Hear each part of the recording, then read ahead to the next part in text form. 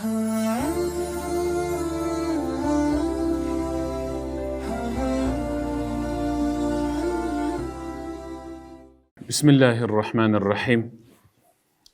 Elhamdülillahi ve kafa ve salatu ve selamu ala nebiyyil Mustafa ve ala alihi ve sahbihi ve man iktefa amma ba'du. Assalamu alaikum ve rahmatullahi ve barakatuh. Hurmatly abalar, dostlar, iniler, apalar, ejeler, barыңыздарды ıyık Ramazan ayыңızдар менен чын жүрөгүмдөн куттуктаймын. Туткан розобузду Аллах Таалам кемчиликсиз кабыл кылсын. Сабакты угуп отурган ошол аталардан, абалардан, ага, дос, инилерден, бизге көрүнбөй экинчи бөлмөдө отурган апа, эже, жеңе, карындаш кыздардын баарына Алла Таалам өзүңө ыраазы болгон. Көптөн бери биздин операторубуз менен байланышып, ушул жерде сабак өтүшүн аябай самап каалап жүгүрүп жүргөн ким эле? Жыргал таксырыбыз, Аллахым ыраазы болсун. Өткөндө биз дагы ушул жерге жакыныраак айылга келгенде дагы сөз кылган экен. Мына бүгүн насип этип ыйык Рамазан айында жолугушуп атабыз да сиздер менен. Алхамдулилла. Учурунда болбой калган бир иштин болбой калганына эч качан өкүнбөш керек. Анын ордуна Аллах Таалам башка нерсени даярдап турат. Ошол баягы башында сабак болбой калганда кыжалат болсо болгондур, бирок ыйык Рамазан айга Аллах Таалам даярдаган экен да. Эми сиздер менен азын-олак сүйлөшө турган сабактын темасын мен өзү алдын ала дайындап келдим. Ушундай сабак болсо деп. Бирок мен даярдап келген тема сиздер укуңуздар келип турган сөздөрдөн кайгы өтпөсүн, ошон үчүн кайсыл темада сөз кылууну каалайт элеңиздер? Жамаат. Сиздер кайсыл темада сабак болушун каалайт элеңиздер? Бизге Рамазан айынын фазилети. Анан илим алуунун бир фазилети. Рамазан айынын фазилети, илим алуунун фазилети. Макул. Тема: Кейфе такуну мумайязан индаллахи фи шахр Рамазан ал-мубарак. Сиз Рамазан айында эмнеңиз менен өзгөлөрдөн айырмаландыңыз? Тиги хатмы Куранга катышып, анан хатмы Куран бүткөндөн кийин мечитке сейрек келип калган же такыр келбей калгандар эмнеси менен айырмаланып, өзгөчөлөнүп келбей атат? Сиз эмнеңиз менен алардан айырмаланып мечитке келип атасыз? Ушинтип баштап берели сабагыбызды. Туура эле тандапмынбы? Пайгамбарыбыз Мухаммад саллаллаху алейхи ва саллам: Арагима анфу ман балага Рамадана ва лам югфар лах. Садака Расулуллах. Ыйык Рамазан ай кирип, бирок күнөөсү кечирилбей туруп Рамазан бүтүп кете турган болсо, дал ошонун мурдуна топурак толуп кор болсун деди. Эми мындай инсандар четтен табылат да. Рамазан ай кирди. Азыр сиздин үйүңүздө деле оң сол басып Рамазан айы менен иши жок тамактанып жүргөндөр табылат да. Жашырганда не? Табылат андайлар. Барбы? Ошону айтып жатат пайгамбарыбыз. Рамазан ай кирип келсе деле анын күнөөсү кечирилбей, бирок Рамазан биротоло чыгып кетсе, кимдин күнөөсү кечирилбейт? Эми өзүңүзгө сурай бериң. Кимдин күнөөсү кечирилбейт ыйык Рамазан айда? Орозо тутпаган инсандын күнөөсү кечирилбейт да. Рамазан айы кирип келип, бирок күнөөсү кечирилбей, анан Рамазан бүтүп кетсе, дал ошол күнөөсү кечирилбей калган адамдын мурдуна топурак толуп кор болсун. Рагима анф деген араб элинде эң кордоо, кемсинтип сүйлөө, мурдуна топурак толуп кор болсун деген түшүнүк. Бизде аны эмне деп коет? Колунан иш келбеген. Бизде аны бокмурун дейт аны. Мурдуңду тарт, мурдуң куюлтпай дейт. Шундай дейт. Көпчүлүктүн көзүнчө, бокмурун бери келчи десе, демек аны жерге кадап уруп кемсинткенди айтат. Мындан ашыкча эми кемсинтүү болбосо керек.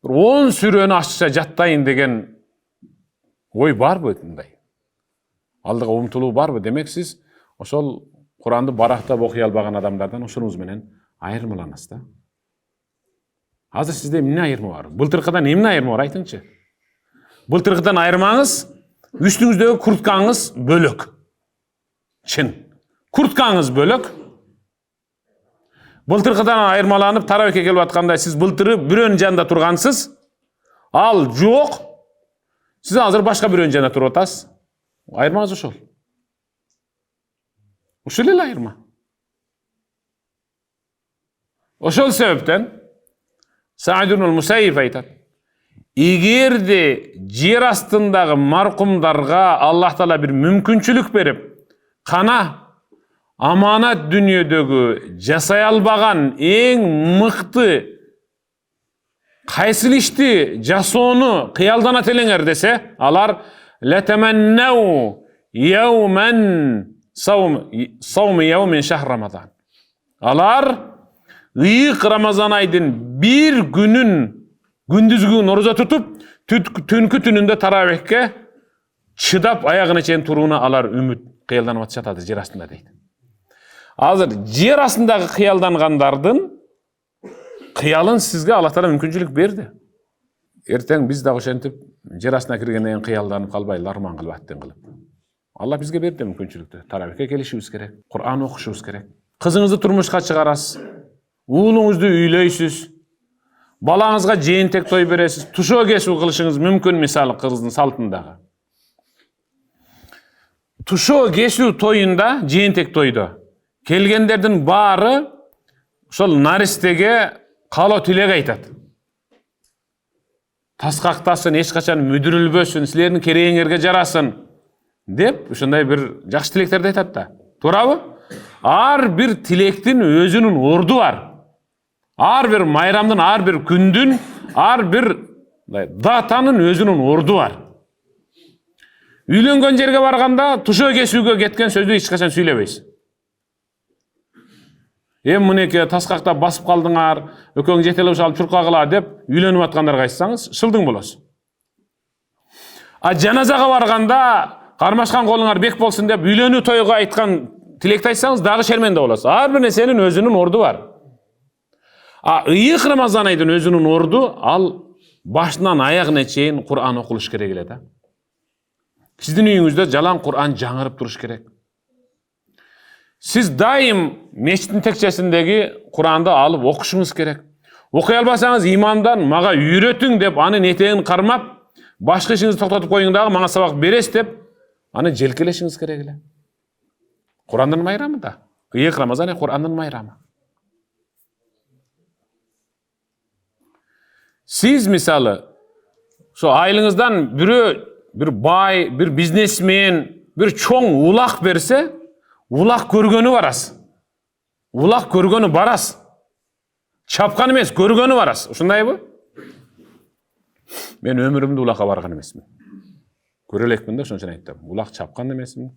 Бир жолу ошол бир Иркутскке барганда ат меңизип туруп, улактап келип таштай бергенде чочуп да кеткенмин ошондо. Сиз ошол улакка барып, улакта ким алып кетти, ким таштады, кимдин аты мыкты, кимдин аты мүдүрүлдү, кайсыл атактуу улакчы келди. Айтор, ошонун бүт баарын бир жерде отурганда башынан аягына чейин сыдырып сүйлөп бере аласыз да. Бирок сиз былтыркы ыйык Рамазан айдагы туткан орозоңузду, катышкан таравих намазыңызды, таравих намазда уккан сөздөрүңүздү бирөөсүн да үйүңүзгө сүйлөп келбейсиз. Неге? Ошол улакты өңөрүп алып, эңип алып, тияка бияка чуркагандан да төмөн ибадат ушул. Ал оюн, аны айтып бере аласыз бирөөгө кызыктуу кылып. Бирөөгө кенен жеткирип бере аласыз. Бирок таравих намазы жөнүндө эч качан бирөөгө сүйлөп бере албайсыз да.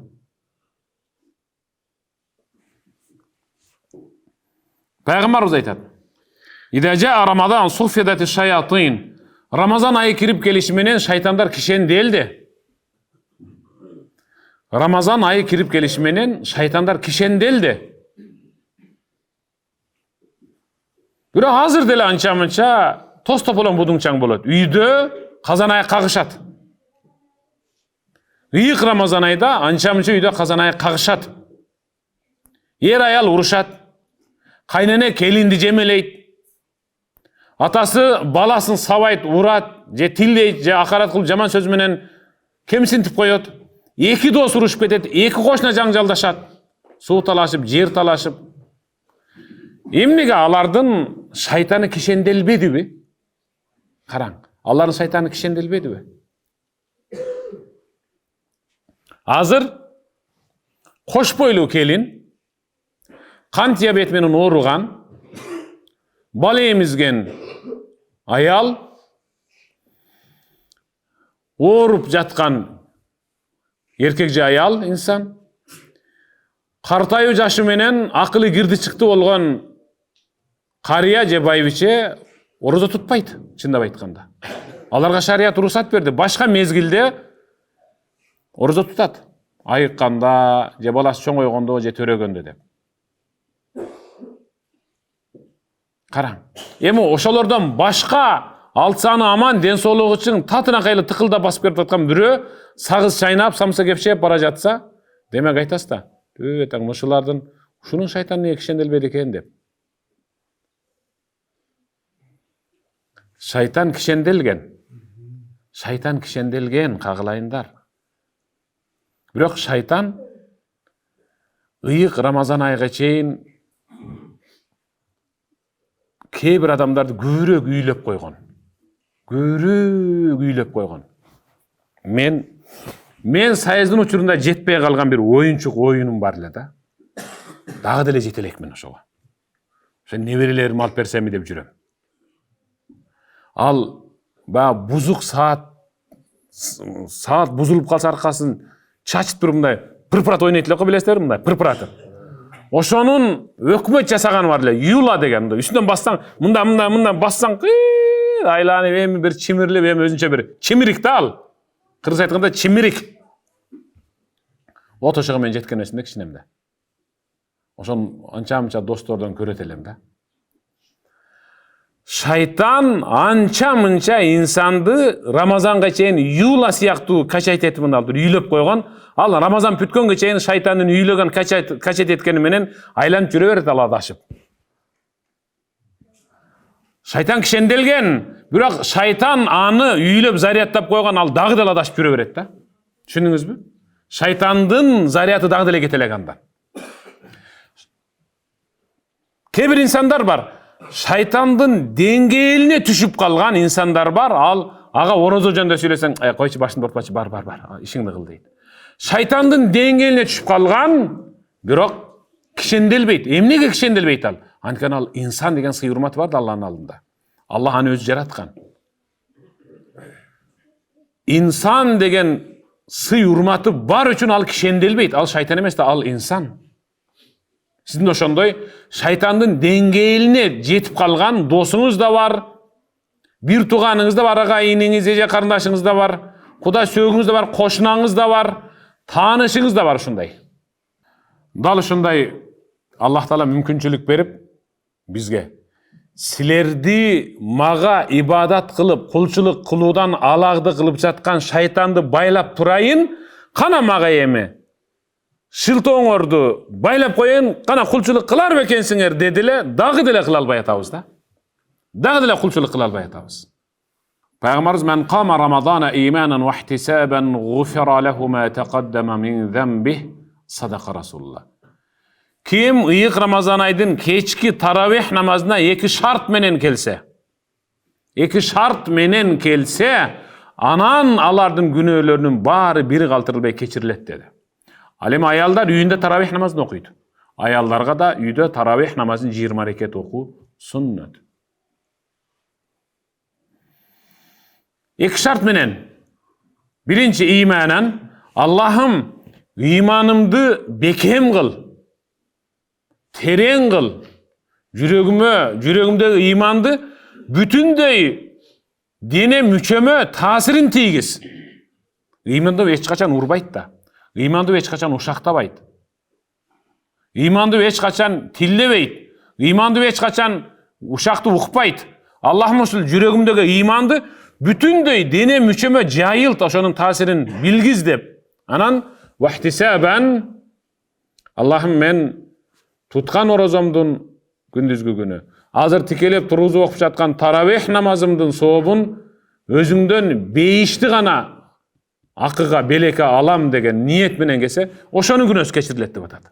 А биздикилер таравихке келгенде барып кое берейинчи, аналар кетип баратат, секем бара берейинчи деп келгендер да бар. А орозо тутуп аткандачы?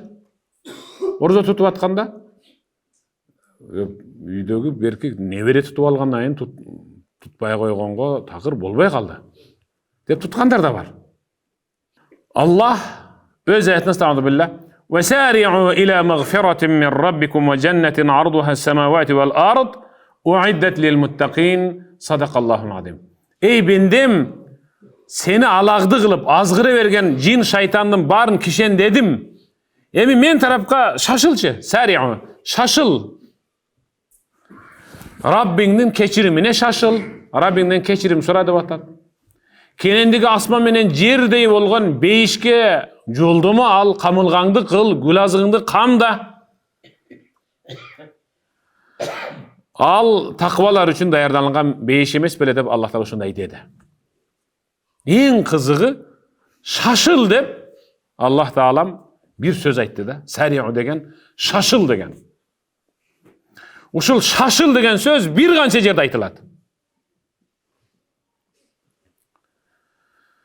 Жума намазга келгенде дагы, астагфирулла. Я айюхаллазина аману иза нудия лис-салати мин яумил жум'a фас'ау. Ey imanды бенделерим, эгерде жума намазга азан айтылып калса, фас'ау, тез шашыл. Өтө керектүү буюмуң бир жерде калып калганда баргычакты кимдир бирөө алып койбосун деп өтө бат эч кимге карабай кетип барткан кыймылды шашыл дейт. Же улуу сөздү уятчак, даратын кыстап калганда ашону токтотуп көрчү. Дараты кыстап калган киши токтогон эле, мен сага бир жаңылык, жаңылык паңгылыгың менен дейт ал. Жаңылыгыңды кой дейт да. Ошону токтотуп көргөн кандай кетип атат ал. Жайбасабы, элестетсең, жай чөнтөккө кол салып, эч качан эки жакты карабайт ал. Анын максаты бир эле ошол даратканга жетиш да. Шашыл деп ошону айтат. Ошондой шашыл. Анан ифтар учурунда, ооз ачар учурунда дуа кылууга, Аллах Тааладан кечирим суроого, тозоктон өз денесин мунапыс кылып бошотуп алууга, бейишти сурап, бейиштик болууга шашыл деп атат да. Анткени Пайгамбар Мухаммад саллаллаху алейхи ва саллям эмне деди? Ооз ачар учурундагы каалоо тилек дуанын бирөөсү дагы кайтарылбай кабыл болот. Бирөөсү да кайтарылбайт. Азыр адамдар бар да, ушул орозо бүтсө, мына баламды ошо бир молдо барып окутуп алайын деп жүргөндөр бар. Чын. Орозо бүтсө, балама бир, кызыма бир дем салдырып алайын деп жүргөндөр бар.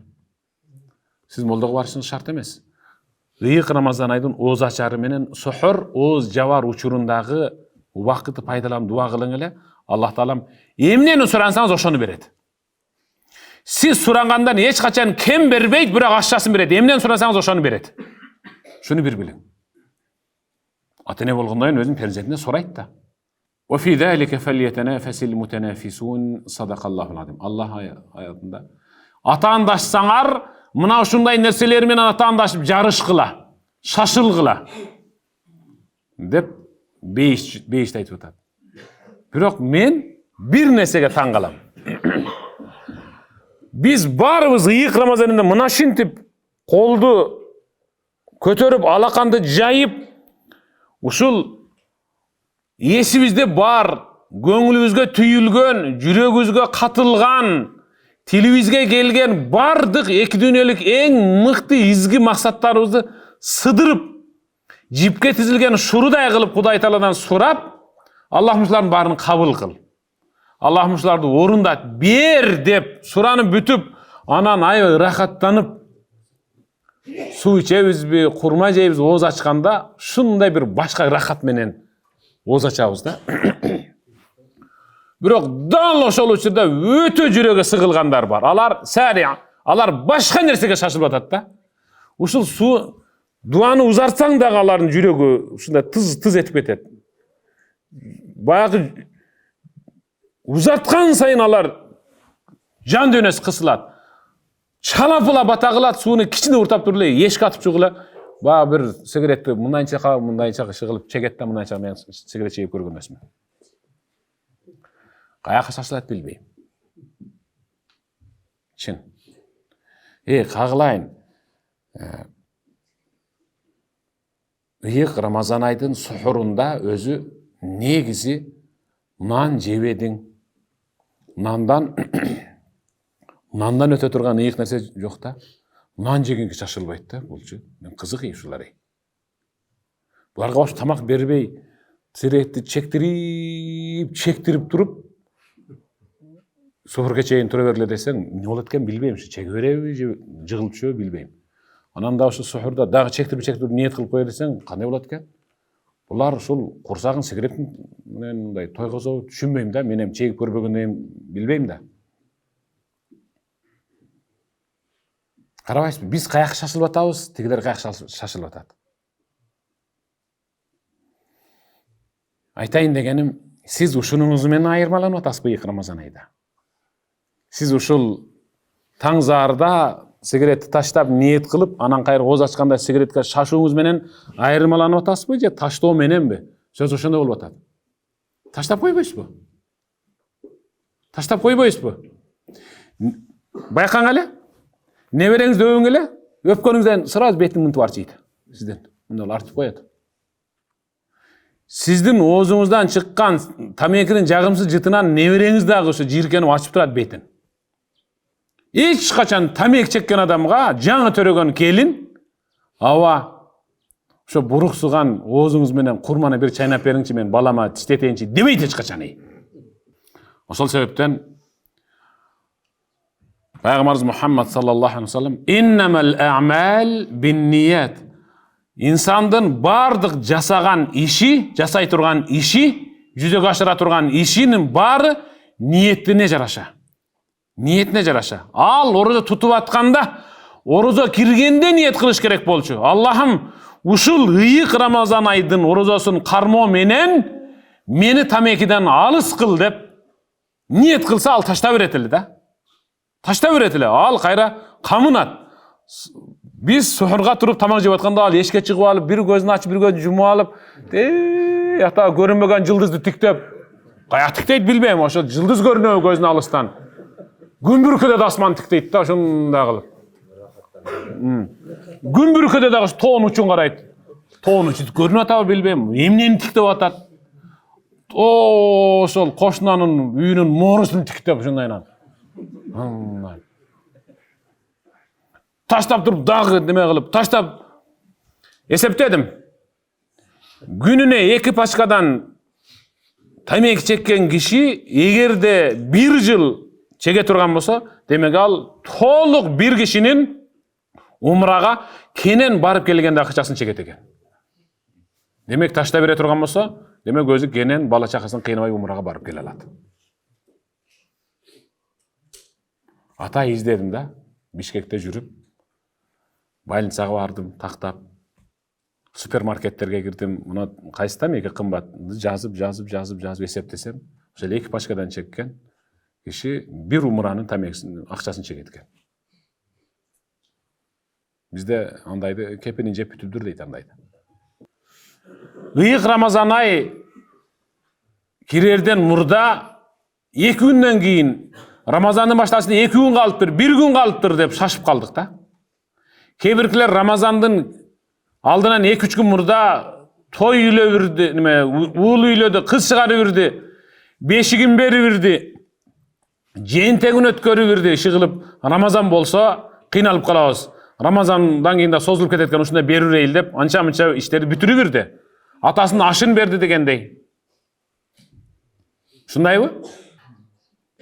Эми азыр ушул баланчы келет экен деп эртеменден бери ушул жерди даярдап, чындап эми анча-мынча да тазаланып шыпырылбаган мечиттер тазаланып шыпырылды, төшөктөр салынды.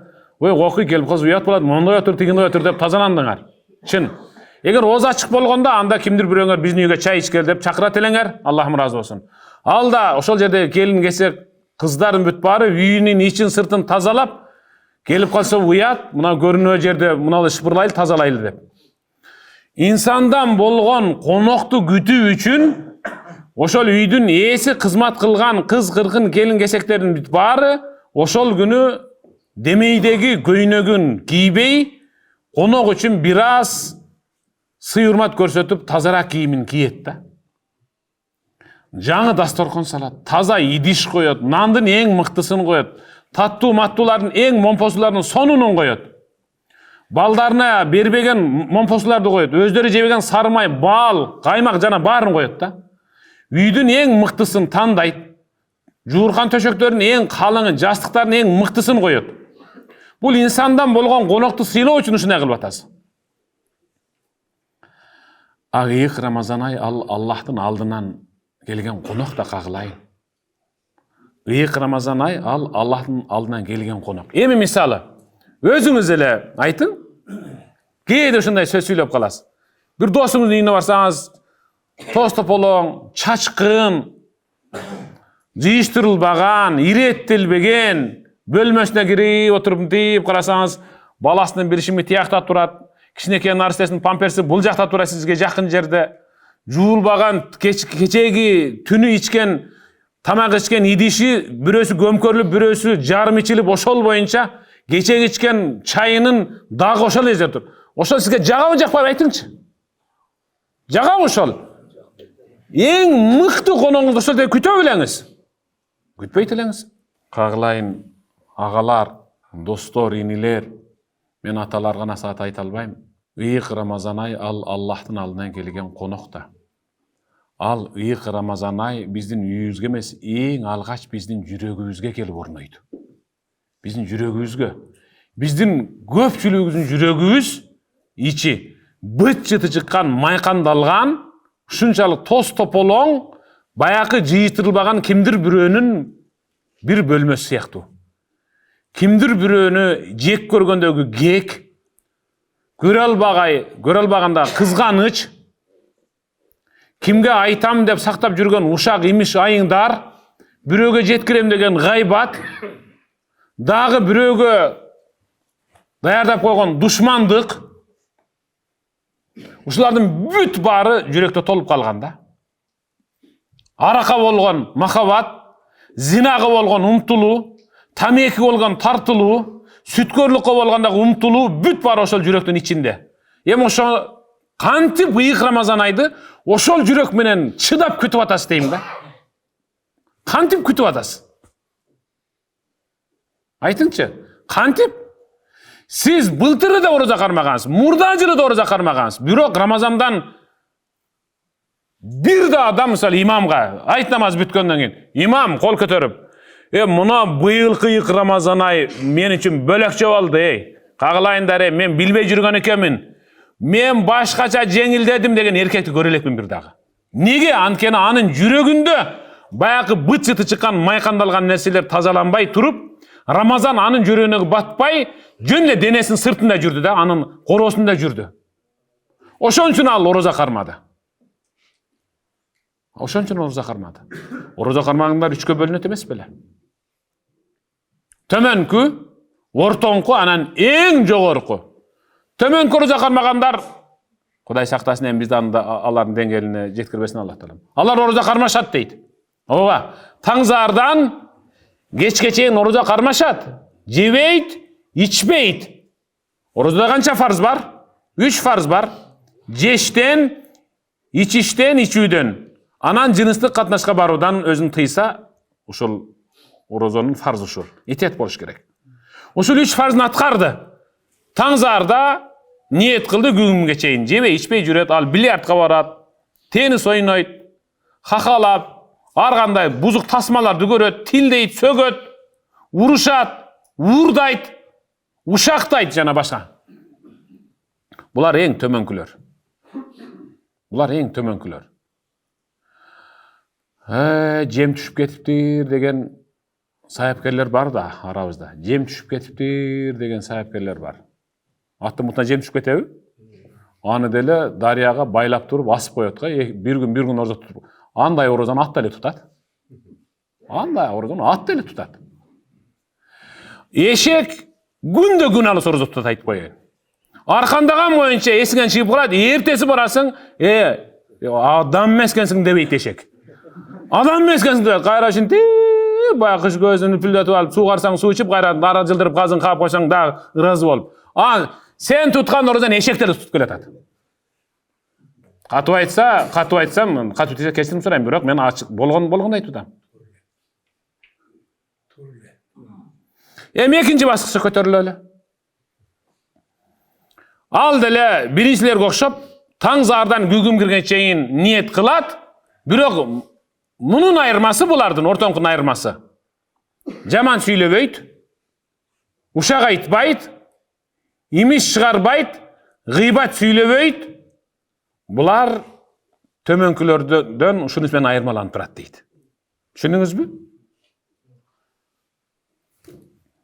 Ал эми эң жогоркусучу алар кимдер десе, булар деле таң заардан орозо кармоону ниет кылып, күгүмгө чейин ниет кылышат жетет. Бирок булар жаман сүйлөө биякта турсун, жүрөгүндө жамандык өзү жок аларда деп атат. Мына булардын жүрөгүнөн ыйык Рамазанан уялаган, ошолордон үйүр алган, ошолордун жүрөгүнөн байыр алган. Ошондой болушубуз керек да. Биз ыйык Рамазан айды жүрөгүбүзгө орнотушубуз керек. Жүрөгүбүзгө батырышыбыз керек. Жүрөгүбүзгө коноктошубуз керек. Жүрөгүбүз менен күтүп алышыбыз керек. Биз жөн эле тилибиз менен күтүп алып, тилибиз менен узатып атабыз да ыйык Рамазан айды. Нафс деген бар. Бизде аны жөн айтпайт. Баа бир сөзүн кошуп айтат. Нафске эмне деп айтабыз?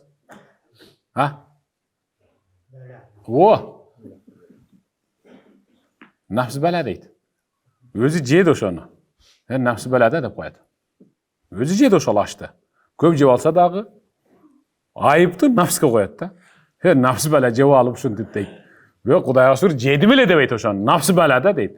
Бала деген сөз эч качан жакшы сөз эмес ал. Жеши жедиң ашты.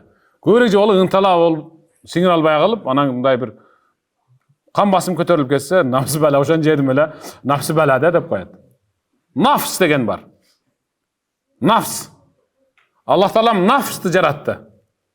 Нафсты жаратып, кел жыл ордуңдан дегенде, ошондо Аллага баш ийген эмес нафс. Анда ордунан артка жыл дегенде да баш ийген эмес. Аллах Таала нафсты 100 жыл ачкачылык менен азаптап туруп кайра ордуна коюп, эми жыл дегенде жылган. Кел дегенде келген, бар дегенде барган. Анан Аллах Таала өз улуулугун античип, эй бендем, мен саган нафсты кошо жараттым. Нафска үстөмдүк кылып аны тарбиялооң үчүн, аны жүгөндөп, жетелеп, мурдуна чүлүк салып, башкарып, жетелеп алышың үчүн, сен аны ачка коюп тарбияла деген да. Ачка коюп тарбияла деген. Ошол себептен Аллах бизге бир айда бир жолу анда да күндүзгү күнүндө бир аз нафсты тарбиялоо үчүн гана ачка коюп атат бизде. Мында нафсты тарбиялап атабыз. Нафсын жетелей албаган инсан ал ыйык Рамазан айдын күндүзгү күнүндө эле. Демек ал бир отоло нафсына жетеленди дей бериң. Нафсын жетелей албаган инсан ал нафсына жетеленди. Көздүн нафсы бар, тиктей бергиси келген. Демек ал көздүн нафсын жетелеп алыш керек өзү. Көздүн нафсына жетеленбеш керек. Тилдин нафсын жетелеп алыш керек, тилге жетеленбей. Тилине жетеленген ал сүйлөй берет ушакты. Ушундай да. Азыр айыл эркектин ортосунда ушак айтуу боюнча айырма жок. Азыр эркектер аялдарга караганда көбүрөөк ушак айтып калган. Мисалы, аялдар мисалы аттың аталып калса, кечирим сурайм, мен мисалы билбей эле сүйлөп атам. Элмира Гүлмирага айтат да. Эч кимге айтпайсың, бир нерсе айтам дейт. Өлүп кетейин айтпайм дейт. Элмира Гүлмирага айтып атат. Гүлмира эч кимге айтпа, деди эле Элмира, өлүп кетейин сен айтпайсың деп Замирага айтат да. Кара. Бизде да ошондой Эшмат Ташмат Балтабайга айтат, ушинтип айтат. Секин жылы берет да. Дагы эмне деп коет? Айтпайын дедим эле го. Айтып көрөйүн дейт. Ушинтет. Айтпайын дедим эле. Айтпайын десең айтпа анда. Сага аманат кылганда. Peygamberimiz aidatul mu'min qardun alayhi. Mu'min musulmandын башы ийгени ал карыз алгандай. Эгерде кайсы бир киши сөз сүйлөрдөн мурда эки жагын мынтип тиктесе, же сүйлөп бүткөндөн акыры мынтип эки жагын тиктесе, биле бергин, ал сага ошол сөздү аманат кылып атат, эчкимге айтпайсыңбы дегендей эле ишарат деп атат. Сүйлөгөнгө чейин эки жакты караса, же сүйлөгүп бүткөндөн эки жакты мынтип карап койсо, бир гана сага айттым, эчким укпасын деген эме ошол менен сенин денең ошол сөздү ичиңе каткан боюнча мүрзөгө кирип кетсин деп атат. Нафс, тилдин нафсы. Орозо качан орозо болуп биздин өзүбүздүн пайдабызга жазылат? Качан? Эгерде биз тилди өзүбүз жетелей алсак. Тил деген нафсты, тилдин нафсын жетелей алсак. Тилдин нафсына жетеленсек, демек биздин орозобуздун соогу кетти. Ушуну бир билиң. Сахабалар, табииндер, албетте андай боло албайбыз, бирок болгонго аракет кылыш керек, ошондой, окшош керек. Сахабалар, табииндер Рамазандын биринчи күнүнөн баштап айт намаз окулуп бүткөнгө чейин кээде гана келинчегине келип кийимин алмаштырып кетпесе, кээде ифтар менен сухуруна келбесе, кээде сыртка өзүнүн daaratка муктаждыгына чыкпаса, мечиттен чыкчу меселе дейт. Эмнеге силер ушундай кылат элеңер десе, кармаган орозобуздун соогуна өзүбүз чыгып, тилди башкарып калуу үчүн деп айтышат. Тилди башкарып калуу үчүн. Аллах, карагыла. Тилди башкарып калуу үчүн. Нафсты башкарыш үчүн. Нафсты жетелеп алыш үчүн. Биздин быйылкы кармап аткан орозобуз былтыркы орозодон айырмасы жок да. Ошондуктан ислам алымдары айтат. Муну мен айткан жокмун, ислам алымдары айтат.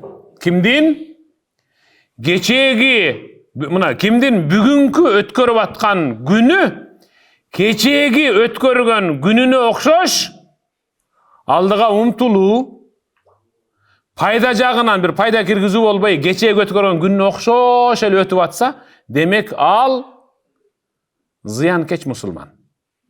Пайдасыз мусулман. Ал эч кимге пайда жеткире албайт. Кече эле ошондой өткөрдү эле кашаңдык менен, бүгүн ошондой өткөрүп атат кашаңдыгы менен. Же намазы жок, же тобасы жок. Ал эми кимдин бүгүнкү өткөрүп аткан күнү кечеги өткөргөн күнүнөн да төмөн болсо, ал каргышка калган мусулман. Кечегисинен бүгүнкүсү дагы төмөн экен да. Кечеги зынага барбаптыр, уурлукка бар. А бүгүн барып коюптур. Демек ал каргышка калган мусулман, Кудай сактасын.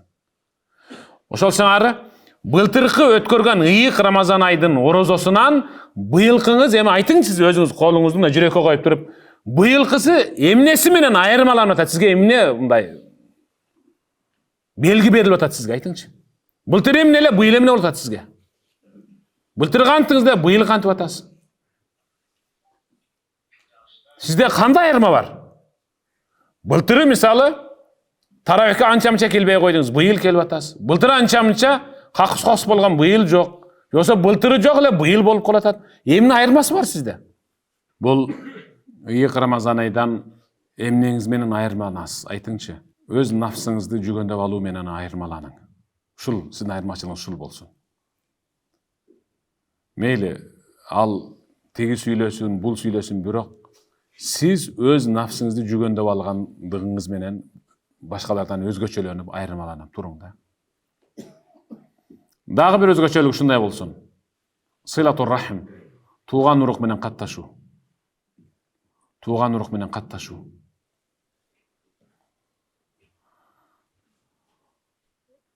Тууган уругу менен катташпай койгон инсан ал эч качан бейишке кирбейт, бейишке кирүүнү үмүт кылбай эле койсун деди. Ал намазы болмоктон орозосудан мол болсо деле. Тууган уругу менен катташпай койдубу, демек ал бейишке кирбейт деди.